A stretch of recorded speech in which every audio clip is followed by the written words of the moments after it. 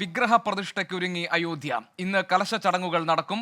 രാംലല്ല വിഗ്രഹത്തിന്റെ ശയ്യാ ദിവസവും ഇന്നാണ്. പ്രതിഷ്ഠാ ചടങ്ങുകളിൽ പങ്കെടുക്കാൻ പ്രധാനമന്ത്രി നാളെ അയോധ്യയിലെത്തും.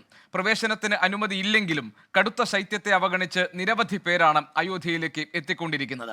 ത്രിതല സുരക്ഷയാണ് ക്ഷേത്രത്തിന് ചുറ്റും. ക്ഷണം ലഭിച്ച അതിഥികൾക്കും രജിസ്ട്രേഷൻ നിർബന്ധമാക്കിയിട്ടുണ്ട്.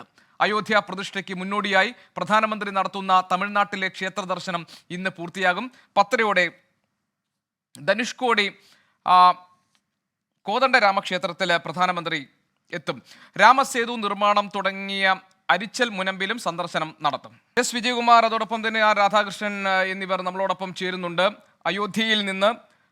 വിജയകുമാർ, ഇന്നാണ് ഈ പ്രാണപ്രതിഷ്ഠാ ചടങ്ങിനുള്ള അവസാനവട്ട ഒരുക്കങ്ങളിലേക്ക് കടന്നു കഴിഞ്ഞല്ലോ. നേരത്തെ അറിയിച്ചിരുന്നത് പ്രധാനമന്ത്രി ഇന്ന് അയോധ്യയിലെത്തും എന്നായിരുന്നല്ലോ. നാളെ അദ്ദേഹം സരയൂ നദിയിൽ സ്നാനം ചെയ്ത ശേഷം പിന്നീട് പ്രാണപ്രതിഷ്ഠാ ചടങ്ങുകൾക്ക് നേതൃത്വം നൽകും എന്നായിരുന്നു അറിയിച്ചിരുന്നത്. അദ്ദേഹം അയോധ്യയിലേക്ക് എത്തുന്നത് എപ്പോഴാണ്?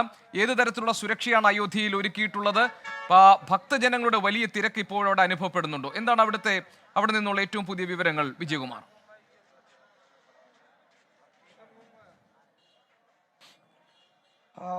ഗോപി, പ്രധാനമന്ത്രി നരേന്ദ്രമോദി നാളെ മാത്രമേ അയോധ്യയിലേക്ക് എത്തുകയുള്ളൂ. അദ്ദേഹത്തിന്റെ ഫ്ലൈറ്റ് രാവിലെ 10:25 അയോധ്യ വാത്മീകി ഇന്റർനാഷണൽ എയർപോർട്ടിൽ എത്തും.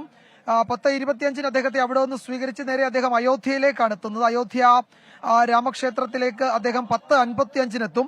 തുടർന്ന് അദ്ദേഹം ഈ പ്രാണപ്രതിഷ്ഠാ ചടങ്ങ് തീരുന്ന അത്രയും സമയം ഇവിടെ തന്നെ തുടരും. അതിനുശേഷം അദ്ദേഹം ഇവിടെ ഒരു പൊതുപരിപാടിയിലും പങ്കെടുക്കുന്നുണ്ട്. അത് ആ ക്ഷേത്ര പരിസരത്ത് ആ ഭാഗത്ത് തന്നെ ആയിരിക്കും എന്നാണ് അറിയിച്ചിരിക്കുന്നത്. ഇതാണ് അദ്ദേഹത്തിന്റെ സന്ദർശനം സംബന്ധിച്ചുള്ള ഏറ്റവും ഒടുവിൽ പ്രധാനമന്ത്രിയുടെ ഓഫീസ് പുറത്തുവിട്ട ചാർട്ടിൽ വ്യക്തമാക്കുന്നത്. നേരത്തെ അദ്ദേഹം ഇന്ന് എത്തുകയും സരയുവിൽ സ്നാനം ചെയ്ത ശേഷം ക്ഷേത്രത്തിലേക്ക് നടന്നു പോകും എന്നാണ് അറിയിച്ചിരുന്നത്. പക്ഷെ അത്തരമൊരു യാത്ര അദ്ദേഹത്തിന്റെ പദ്ധതിയിലില്ല എന്ന് പിന്നീട് സ്ഥിരീകരിച്ചിട്ടുണ്ട്. നേരത്തെ തുടക്കത്തിൽ പറഞ്ഞതുപോലെ ഇത് വലിയ ഭക്തജനങ്ങളുടെ തിരക്ക്, അല്ലെങ്കിൽ വിവിധ തീർത്ഥാടക സംഘങ്ങളുടെ തിരക്ക് ഈ അയോധ്യ നഗരത്തിൽ ആകെ കാണാം. ഈ ദൃശ്യങ്ങളിൽ കാണുന്നത് അയോധ്യ രാമക്ഷേത്രത്തിലേക്ക് പോകുന്ന പ്രധാനപ്പെട്ട കവാടത്തിന്റെ അതിന്റെ തുടക്ക ഭാഗമാണ്. അവിടെ ആളുകൾ ഇങ്ങനെ കാത്തു നിൽക്കുന്നുണ്ട്. പക്ഷേ ക്ഷേത്രത്തിന്റെ കവാടം ഇന്ന് അടച്ചിട്ടിരിക്കുകയാണ്. ഇന്നലെയൊക്കെ നമുക്ക് ഈ വഴിയിലൂടെ ക്ഷേത്രത്തിന്റെ പരിസരത്തേക്ക് മുൻഭാഗത്തേക്കൊക്കെ എത്താൻ കഴിയുമായിരുന്നു. സുരക്ഷാ ക്രമീകരണങ്ങളും ഈ പറയുന്ന പൂജാകർമ്മങ്ങളൊക്കെ നടക്കേണ്ടതുകൊണ്ടും അതിന്റെ മുൻഭാഗം കവാടം ഏതാണ്ട് പൂർണ്ണമായും അടച്ചിരിക്കുകയാണ്. പക്ഷേ വിവിധ ഭാഗങ്ങളിൽ നിർത്തിയിരിക്കുന്ന തീർത്ഥാടക സംഘങ്ങളെ കൊണ്ട് ഇവിടെ ആകെ നിറഞ്ഞിരിക്കുകയാണ്. അയോധ്യയിൽ എനിക്ക് തോന്നുന്നു ലക്ഷക്കണക്കിന് ആളുകൾ ഇതിനോടകം ഇന്ത്യയുടെ വിവിധ ഭാഗങ്ങളിൽ നിന്ന് ഇവിടെ എത്തിയിട്ടുണ്ട് എന്നാണ്. അവർ ഈ തീർത്ഥാടക സംഘങ്ങളായി ഒരു വാഹനത്തിലൊക്കെയായി എത്തുകയാണ്. ഏതാണ്ട് 23,000-ഓളം വാഹനങ്ങൾക്ക് പാർക്ക് ചെയ്യുന്നതിനായി 50 ലൊക്കേഷനുകളാണ് ഇതിനോടകം അയോധ്യയിൽ തയ്യാറാക്കിയിരിക്കുന്നത്.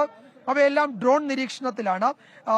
ഏരിയൽ സർവൈലൻസ് കുറെ കൂടി ശക്തമാക്കണമെന്ന തീരുമാനം ഉണ്ടായിട്ടുണ്ട്. അതിന്റെ ഭാഗമായി കൂടുതൽ ഡ്രോണുകൾ ഈ പരിസരത്ത് നിരീക്ഷണത്തിനായി നിയോഗിച്ചിട്ടുണ്ട്.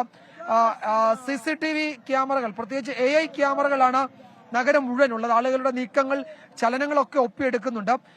കർശനമായ സുരക്ഷ, 3 ടയർ സുരക്ഷ എന്നത് അക്ഷരാർത്ഥത്തിൽ അത് 3 ടയർ സുരക്ഷ തന്നെയാണ്. SPG കമാൻഡോസിന് തുല്യമായ അവരുടെ പരിശീലനം ലഭിച്ച ഉത്തർപ്രദേശ് പോലീസിലെ 1000 സേനാംഗങ്ങളാണ് പ്രത്യേകം ഇവിടെ വിന്യസിച്ചിരിക്കുന്നത്. അവരുടെ നിയന്ത്രണത്തിലാണ് പൂർണ്ണമായും ഈ മേഖലയാകെ. വളരെ കർശനമാണ് സുരക്ഷാ ക്രമീകരണങ്ങൾ എന്നത് നമ്മൾ പ്രത്യേകം പറയേണ്ട ഒരു കാര്യം തന്നെയാണ്. ഇവിടെ ഏതാണ്ട് 7000 പേർക്ക് മാത്രമാണ് നേരിട്ട് അവിടേക്ക് നാളെ പ്രവേശനമുള്ളത്. ബാക്കിയുള്ളവർക്ക് മറ്റു ചില കേന്ദ്രങ്ങളിൽ പ്രവേശനം, അല്ലെങ്കിൽ ഇതിനുള്ള കാണുന്നതിനുള്ള അനുമതി ഉണ്ട്, അതിനുള്ള സൗകര്യം ഒരുക്കിയിട്ടുണ്ട്. പക്ഷേ ഏതായാലും ഒരു കാര്യം ഉറപ്പാണ്, ഇവിടെ എത്തിയിരിക്കുന്ന ആളുകളിൽ വളരെ ചെറിയ ഒരു ഭാഗത്തിന് മാത്രമേ ഈ പ്രാണപ്രതിഷ്ഠ നടക്കുന്ന സ്ഥലത്തേക്ക് നാളെ എത്താൻ കഴിയുകയുള്ളൂ. അതും ക്ഷണിക്കപ്പെട്ട ഈ സംഘാടക സമിതി, അതായത് അയോധ്യ രാമക്ഷേത്ര തീർത്ഥ ട്രസ്റ്റ് നൽകിയ ഇൻവിറ്റേഷൻ കാർഡ് ഉള്ളവർക്ക് മാത്രമേ അവിടേക്ക് നാളെ പ്രവേശനമുള്ളൂ. ബാക്കിയുള്ളവർക്കൊക്കെ നഗരത്തിൽ പലയിടങ്ങളിലായി ക്യാമ്പ് ചെയ്ത് ഈ വലിയ സ്ക്രീനിൽ ഈ പ്രാണപ്രതിഷ്ഠാ ചടങ്ങ് കാണേണ്ടി വരും എന്ന് ഉറപ്പാണ്. അതിനിടയിൽ ഗോപി, ഈ വിവാദങ്ങളുടെ തുടർച്ച ഇപ്പോഴുമുണ്ട്. അത് ഇന്നിപ്പോ ഭുവനേശ്വർ എയിംസ് നാളെ അവധി പ്രഖ്യാപിച്ചിരിക്കുകയാണ്, നാളെ ഉച്ചവരെ. അതിനെതിരെ രംഗത്ത് വന്നിട്ടുണ്ട്. ഏതാണ്ട് 13-14 സംസ്ഥാനങ്ങൾ പൂർണ്ണമായും വിദ്യാലയങ്ങൾക്കും സർക്കാർ ഓഫീസുകൾക്കും ഉച്ചവരെ അവധി നൽകിയിട്ടുണ്ട്. കേന്ദ്ര സർക്കാർ അവധി നൽകിയതിന് പുറമെ ഇതിന്മേൽ വലിയ രാഷ്ട്രീയ വിവാദം ഒരു ഭാഗത്ത് കൊഴുക്കുകയും ചെയ്യുന്നുണ്ട്. അതിനിടയിൽ ഇന്ന് ക്ഷേത്രത്തിലെ പട്ടിച്ചടങ്ങുകൾ നടക്കുന്നുണ്ട്. പ്രധാനമന്ത്രി തമിഴ്നാട്ടിലാണ്. കോദണ്ഡരാമർ ക്ഷേത്രത്തിൽ അദ്ദേഹം ഇന്ന് ദർശനം നടത്തുന്നുണ്ട്. അത് ആ ക്ഷേത്രത്തിനൊരു പ്രത്യേകതയുള്ളത് ഞാൻ നേരത്തെ പറഞ്ഞിരുന്നതാണ്. ഈ രാവണനുമായി വിഭീഷണൻ ഒരു അനുനയത്തിന് ശ്രമിക്കുന്നു.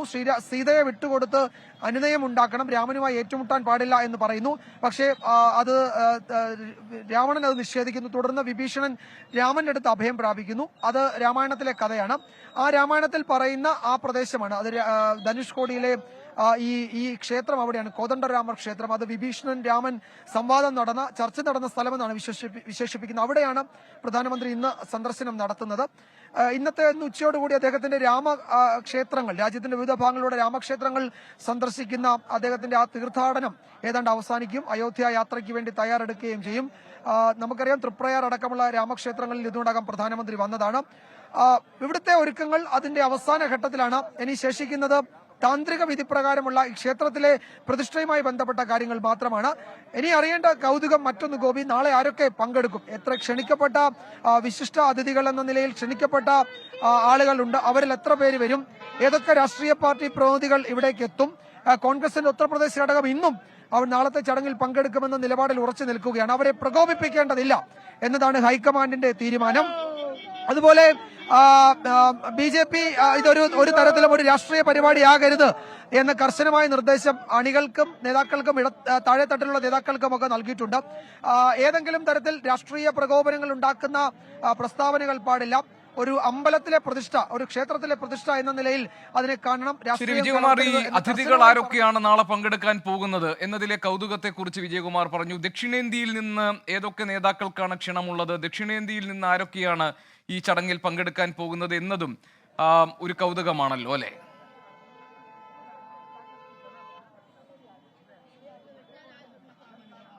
ഗോപി, ക്ഷേത്രത്തിലേക്ക് ക്ഷണിക്കപ്പെട്ടവർ ഇപ്പോൾ നമുക്കറിയാം, കേരളത്തിൽ നിന്ന് മോഹൻലാലിനൊക്കെ ക്ഷണമുണ്ട്. അതുപോലെ രജനീകാന്തിന് ക്ഷണമുണ്ട്, അമിതാഭ് ബച്ചന് ക്ഷണമുണ്ട്. അതുപോലെ മുൻ കർണാടകയിൽ നിന്ന് പല നേതാക്കൾക്കും ക്ഷണമുണ്ട്. ദേവഗൌഡ അദ്ദേഹത്തിന്റെ ഭാര്യയും അദ്ദേഹവും ഇവിടേക്ക് എത്തുമെന്ന് നേരത്തെ പറഞ്ഞിരുന്നു. ഇന്ന് വൈകുന്നേരത്തോടു കൂടി കുറെ ആളുകൾ ഇവിടെ എത്തും. VIP-കളും VVIP-കളുമായി എത്തും. അത് ആ ഘട്ടത്തിൽ മാത്രമേ അവരിൽ ആരൊക്കെ ഇവിടെ വരുന്നു എന്നതിനെ പറ്റി ഇവിടുത്തെ ഈ അയോധ്യ തീർത്ഥക്ഷേത്ര ട്രസ്റ്റിന് അറിയുകയുള്ളൂ. പക്ഷേ വരുന്ന ക്ഷണിക്കപ്പെട്ട ആളുകൾക്ക് വന്നാൽ ഇതിൽ പങ്കെടുക്കുന്നതിനും അവർക്ക് ഇവിടെ ഈ ചടങ്ങിൽ പൂർണ്ണ സമയം പങ്കെടുക്കുന്നതിനുള്ള ക്രമീകരണം ഏർപ്പെടുത്തിയിട്ടുണ്ട്, ഒരുക്കങ്ങളുണ്ട്. അവരെ കൂടി ചേർത്താണ് 7000 ആളുകൾക്ക് ഇവിടെ എത്താൻ കഴിയുമെന്ന് അറിയിച്ചിരിക്കുന്നത്. അതിൽ എത്ര പേർ വരും എന്നതിൽ ഇപ്പോഴും ഒരു നിശ്ചയമില്ല. ശരി, എസ് വിജയകുമാറാണ് അയോധ്യയിൽ നിന്ന് തത്സമയം വിവരങ്ങൾ നൽകിക്കൊണ്ടിരിക്കുന്നത്. വിജയകുമാർ, നമുക്ക് കൂടുതൽ വിവരങ്ങൾ അവിടെ നിന്ന് ലഭ്യമാകേണ്ടതുണ്ട്. ഇനിയുള്ള മണിക്കൂറുകൾ വളരെ വളരെ പ്രധാനപ്പെട്ടതാണ്. പ്രാണപ്രതിഷ്ഠ ചടങ്ങിന് വേണ്ടിയുള്ള എല്ലാ ഒരുക്കങ്ങളും അയോധ്യയിൽ പൂർത്തിയായി കഴിഞ്ഞു. ലക്ഷക്കണക്കിന് ഭക്തർ അയോധ്യയിലേക്ക് എത്തിക്കൊണ്ടിരിക്കുന്നു. ക്ഷണിക്കപ്പെട്ട അതിഥികൾ വരേണ്ട ദിവസം നാളെയാണ്. ആരൊക്കെയാണ് ക്ഷണം സ്വീകരിച്ച് അയോധ്യയിൽ എത്താൻ പോകുന്നതെന്ന ഒരു രാഷ്ട്രീയ കൗതുകം കൂടി ഉണ്ട്. പ്രധാനമന്ത്രി അയോധ്യയിൽ എത്താൻ പോകുന്നത് നാളെ രാവിലെയാണ്. അവിടെ നിന്നുള്ള ചടങ്ങുകളുടെ വിശദാംശങ്ങളിലേക്ക് കൂടി നമുക്ക് പോകാം. ഒപ്പം ഞങ്ങളുടെ പ്രതിനിധി രാധാകൃഷ്ണൻ കൂടി നമ്മളോടൊപ്പം ചേരുന്നു അയോധ്യയിൽ നിന്ന്. ആർക്കെ, എല്ലാ വിധത്തിലുള്ള ഒരുക്കങ്ങളും പൂർത്തിയായി കഴിഞ്ഞു. വിജയന്റെ റിപ്പോർട്ടിൽ ആ കാര്യങ്ങൾ പറയുന്നുണ്ട്. ഒരു 3 ടയർ സുരക്ഷ, 3 തലങ്ങളിലുള്ള സുരക്ഷ ഒരുക്കിയിട്ടുണ്ട്. ഇപ്പോൾ ആർക്കെ നിൽക്കുന്ന സ്ഥലം എവിടെയാണ്? എന്താണ് അവിടെ നിന്ന് നൽകാൻ കഴിയുന്ന വിവരങ്ങൾ? ഇനി ചടങ്ങുകൾ സംബന്ധിച്ച വിശദാംശങ്ങൾ എന്തൊക്കെയാണ്? പ്രധാനമന്ത്രിയുടെ പരിപാടികൾ എന്തൊക്കെയാണ് നാളെ?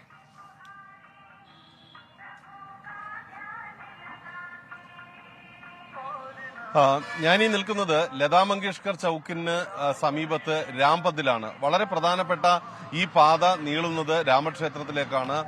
നമുക്ക് ഈ ദൃശ്യങ്ങളിൽ ഇവിടെ നിൽക്കുമ്പോൾ കാണാനായിട്ട് സാധിക്കുന്നത്, ഒരുപക്ഷെ ഇന്നലെയൊക്കെ ഗോപി ഒക്കെ പറഞ്ഞതുപോലെ ഈ വലിയ സുരക്ഷാ ക്രമീകരണങ്ങളൊക്കെ ഏർപ്പെടുത്തിയിട്ടുണ്ട്.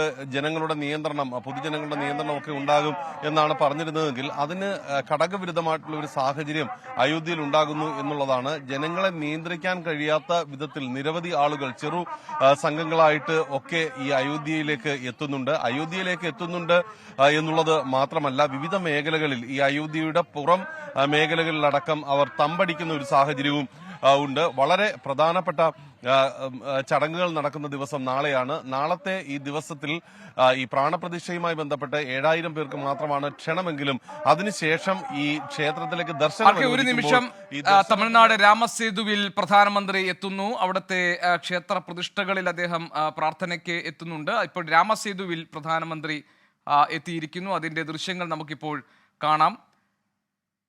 ഇന്ന് തമിഴ്നാട്ടിലെ ക്ഷേത്ര ദർശനങ്ങൾ ഇന്ന് പ്രധാനമന്ത്രി പൂർത്തിയാക്കും. 10:30 ധനുഷ്കോടി കോദണ്ഡ രാമക്ഷേത്രത്തിൽ അദ്ദേഹം എത്തും. രാമസേതു നിർമ്മാണം തുടങ്ങിയ അരിച്ചൽ മുനമ്പിലാണ് ഇപ്പോൾ പ്രധാനമന്ത്രി എത്തുന്നത്. അദ്ദേഹം ഇപ്പോൾ എത്തിയിരിക്കുന്നത് അരിച്ചൽ മുനമ്പിലാണ് എന്നാണ് നമ്മൾ മനസ്സിലാക്കുന്നത്. അതിന്റെ വിശദാംശങ്ങളിലേക്കാണ് നമുക്ക് പോകാനുള്ളത്.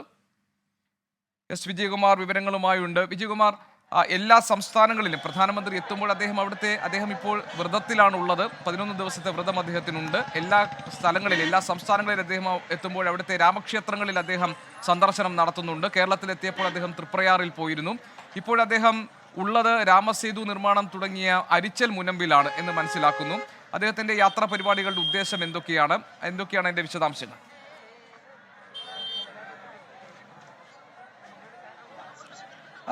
ഗോപി, പ്രധാനമന്ത്രി നരേന്ദ്രമോദി ഇന്ത്യയിലെ വിവിധ സംസ്ഥാനങ്ങളിൽ ശ്രീരാമനുമായി ബന്ധമുണ്ടായിരുന്ന പ്രദേശങ്ങളിൽ, പ്രധാനപ്പെട്ട ക്ഷേത്രങ്ങളിൽ അദ്ദേഹം സന്ദർശനം തുടങ്ങിയത് 11 ദിവസങ്ങൾക്ക് മുൻപാണ്. ഇന്നേക്ക് കൃത്യം പറഞ്ഞാൽ 10 ദിവസം മുൻപാണ്.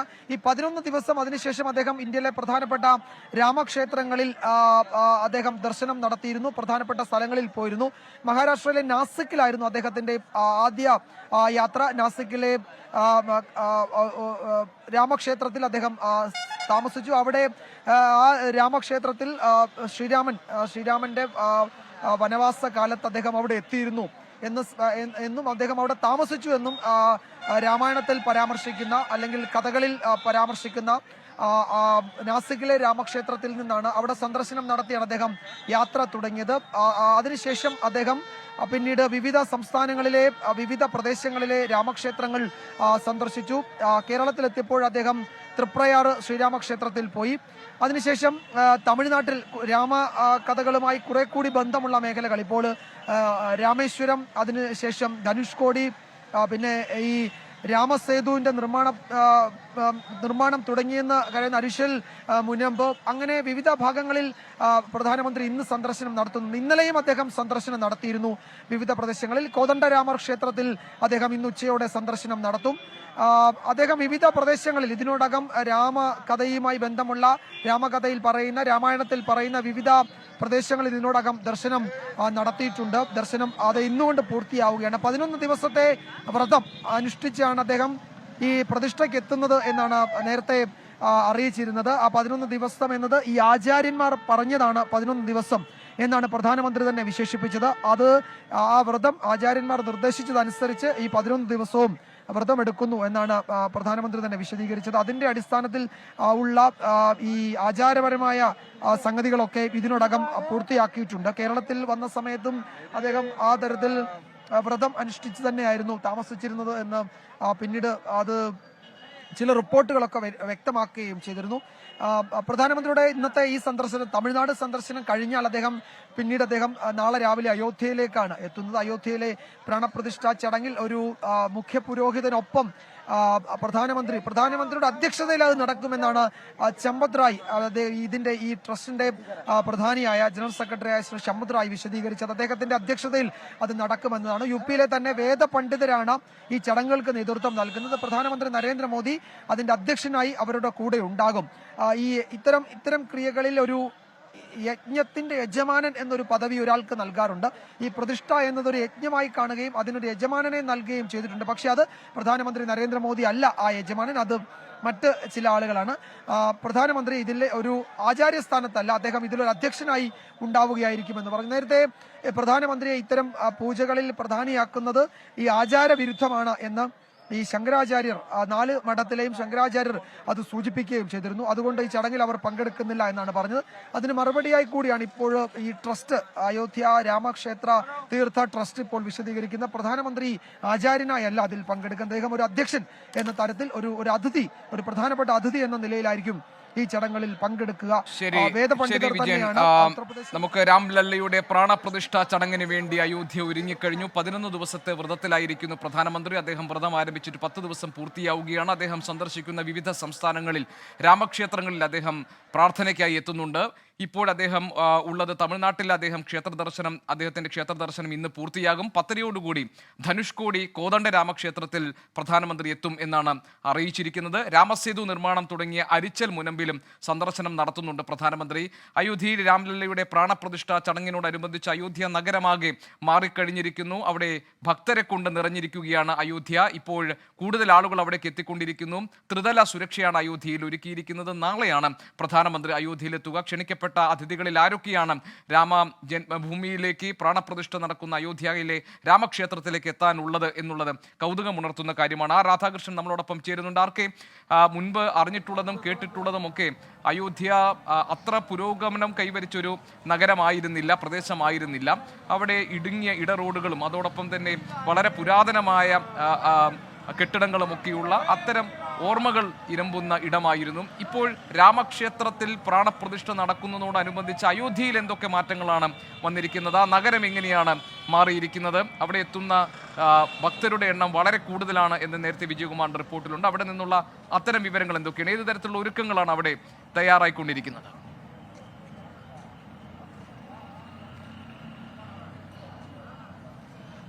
ഗോപി, അയോധ്യ നഗരം എങ്ങനെ മാറി എന്നതിന് ഏറ്റവും വലിയ ഉദാഹരണമാണ് ഞാൻ ഈ നിൽക്കുന്ന രാംപത്ത്. ഞാൻ വർഷങ്ങൾക്ക് മുമ്പ്, ഏതാണ്ട് 15 വർഷങ്ങൾക്ക് മുമ്പ് ഈ അയോധ്യയിൽ വന്നിട്ടുള്ളതാണ്. വിവിധ സമയങ്ങളിലൊക്കെ വരുമ്പോഴും ഈ പാത ഇപ്പോൾ ഉള്ള 4 വരി പാത എന്ന വിധത്തിലാണ് മാറിയിരിക്കുന്നത്.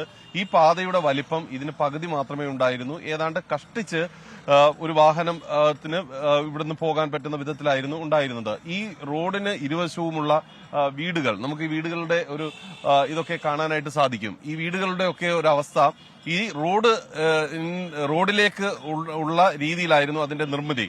എന്നാൽ ഈ ക്ഷേത്രത്തിന്റെ ഭൂമി അനുവദിച്ചുകൊണ്ടുള്ള സുപ്രീം കോടതി വിധി വന്നതിന് ശേഷം ഈ വീടുകളുടെ എല്ലാം പകുതിയോളം വരുന്ന ഭാഗം ഏറ്റെടുത്തുകൊണ്ട് ഈ റോഡിന് അടക്കം വീതി വരുത്തുന്ന ഒരു സാഹചര്യമാണ് ഉണ്ടായത്. ഇതുമായി ബന്ധപ്പെട്ട് ഇവർക്ക് ആവശ്യമായിട്ടുള്ള നഷ്ടപരിഹാരമൊക്കെ നൽകി എന്നാണ് സർക്കാർ പറയുന്നത്. അങ്ങനെ ഇവർക്കും ഇതിനെ സംബന്ധിച്ച് അങ്ങനെ ഒരു പരാതി എന്ന രീതിയിൽ അവർ ഉന്നയിക്കുകയും ചെയ്യുന്നില്ല. പക്ഷേ അയോധ്യയുടെ മുഖം മാറ്റുന്ന വിധത്തിലേക്ക് ആ വികസന പ്രവർത്തികൾ നടക്കുന്ന വിധത്തിലേക്ക് കാര്യങ്ങൾ എത്തി എന്നുള്ളതാണ് ഏറ്റവും പ്രധാനപ്പെട്ടത്.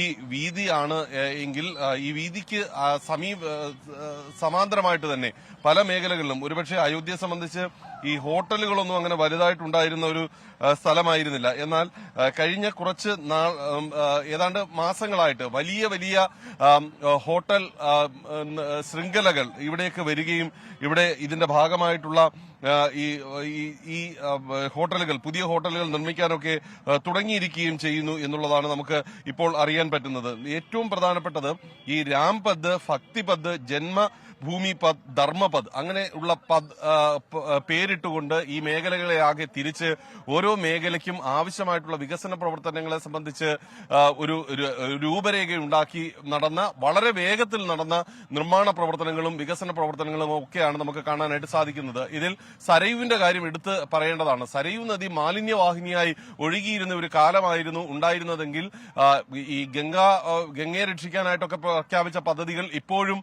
കടലാസിൽ ഉറങ്ങുകയും അത് ഫലവത്താകാതിരിക്കുകയും ചെയ്യുന്ന ഒരു സാഹചര്യത്തിൽ, നമാമി ഗംഗയൊക്കെ ഫലവത്താകാതിരിക്കുകയും ചെയ്യുന്ന ഒരു സാഹചര്യത്തിൽ പക്ഷേ സരയുവിന് കൈവന്നിരിക്കുന്നത് ഒരു പുതിയ മുഖമാണ്. വലിയ രീതിയിൽ മാറ്റം ഈ സരയുവിൽ ഉണ്ടായിരിക്കുന്നു. സരയുവിന്റെ എല്ലാ ഭാഗങ്ങളിലും ശരി. ആർക്കെ മാത്രമല്ല, എനിക്കൊന്നു ആർക്കെ ഇപ്പോൾ നിൽക്കുന്നത് ലതാ മങ്കേഷ്കർ ചൌക്കിലാണ് എന്ന് നേരത്തെ പറഞ്ഞു. അവിടെ ലതാ മങ്കേഷ്കറുടെ ഭജനകൾ, രാംധുൻ നിരന്തരം അവിടെ ഭജനകൾ മുഴങ്ങുന്നുണ്ട് എന്നുകൂടി ഞാൻ മനസ്സിലാക്കുന്നു, അല്ലേ ആർക്കെ?